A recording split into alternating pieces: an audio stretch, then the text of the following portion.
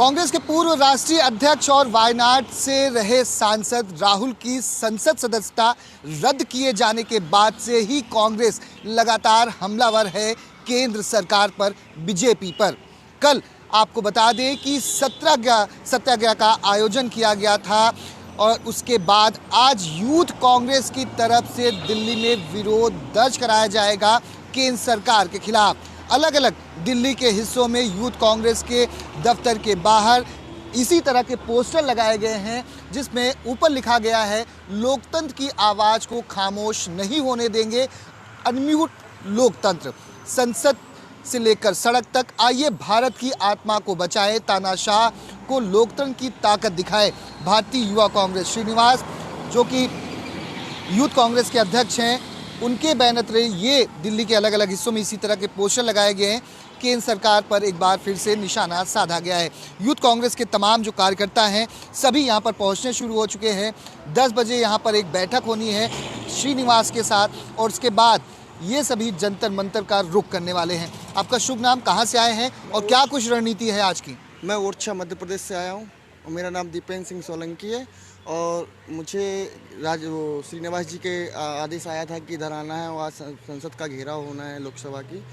तो हम लोग सब बहुत से लोग आए हैं, यहाँ पे हज़ारों लोग की तादाद में आए हैं और जो लोकतंत्र की आवाज़ दबाने का जो यहाँ पे काम हो रहा है, जो मोदी सरकार कर रही है, माइक बंद कर रही है या म्यूट कर देती है, अभी राहुल जी की सदस्यता भी उन्होंने भंग कर दी है, इसके खिलाफ हम लोग रोज़ लड़ाई लड़ रहे हैं। आप डेली ना डेली कोई ना कोई कार्यक्रम यहाँ पे हो ही रहा है।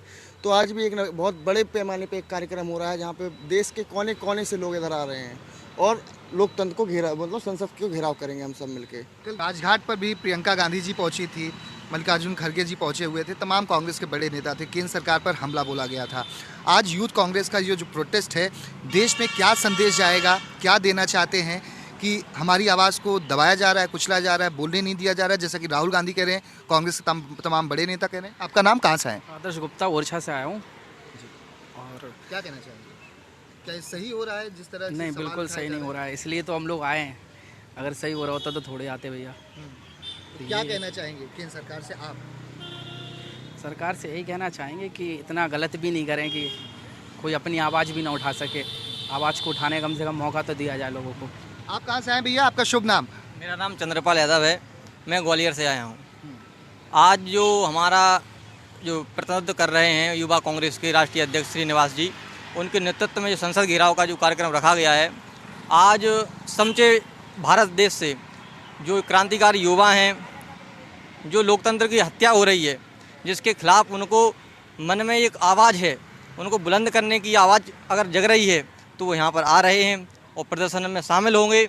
और आज जो लोकतंत्र का गला घोंटा जा रहा है भाजपा द्वारा, आज आप देखिए 160 साल के इतिहास में जब से आईपीसी बनी है, इंडियन पिनल कोड, तब से 1860 से आज तक भी मानहानि केस में 2 साल की सज़ा किसी भी व्यक्ति को नहीं हुई। तो आप समझ सकते हो कि एक सोची समझी रणनीति है कैसे विपक्ष को ख़त्म किया जाए।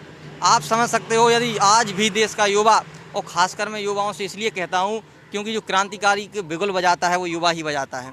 आज भी यदि युवा भारत देश का, चाहे वो कांग्रेस का हो, किसी भी पार्टी का हो, क्योंकि लोकतंत्र का जिस प्रकार से दबाया जा रहा है, ज़्यादा समय नहीं, अगला जो चुनाव नहीं हो पाएगा और विदेशों में खबरें छपेंगी कि भारत में लोकतंत्र का अंत हो चुका है। रोजगार की बात तो अब हिंदुत्व का जो लड्डू इन्होंने ये खिलाया था, नकली लड्डू, अब वो लड्डू फूट गया है।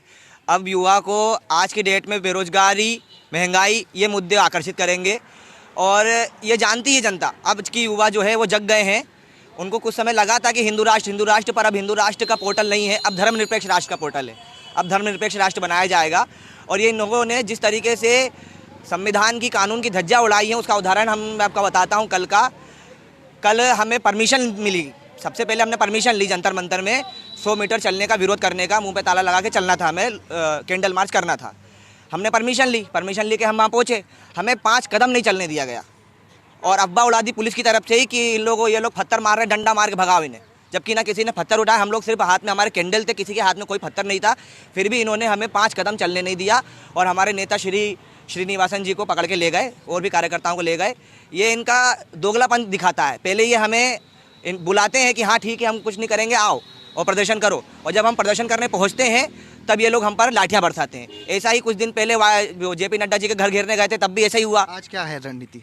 आज की रणनीति यहाँ से अब हम 10 बजे यहाँ इकट्ठा होंगे, उसके बाद श्रीनिवासन जी के नेतृत्व में, राष्ट्रीय अध्यक्ष श्रीनिवासन के नेतृत्व में हम लोग जाएंगे जंतर मंतर, फिर वहाँ से हम लोग संसद का घेराव करने जाएंगे। तो देख सकते हैं यूथ कांग्रेस के तमाम जो कार्यकर्ता हैं, नेता हैं, अलग अलग राज्यों से यहाँ पर इकट्ठा हुए हैं और यूथ कांग्रेस का ये दफ्तर है जहाँ पर भी बड़ी संख्या में पोस्टर लगाए गए हैं और इसी तरह के पोस्टर अनम्यूट लोकतंत्र दिल्ली के अलग अलग हिस्सों में लगाए गए हैं। अब देखना होगा यूथ कांग्रेस की तरफ से किस तरह का विरोध दर्ज कराया जाता है और संसद में भी आज हंगामा होने के एक बार फिर से आसार हैं, जिस तरह से राहुल गांधी की संसद की सदस्यता भंग की गई है।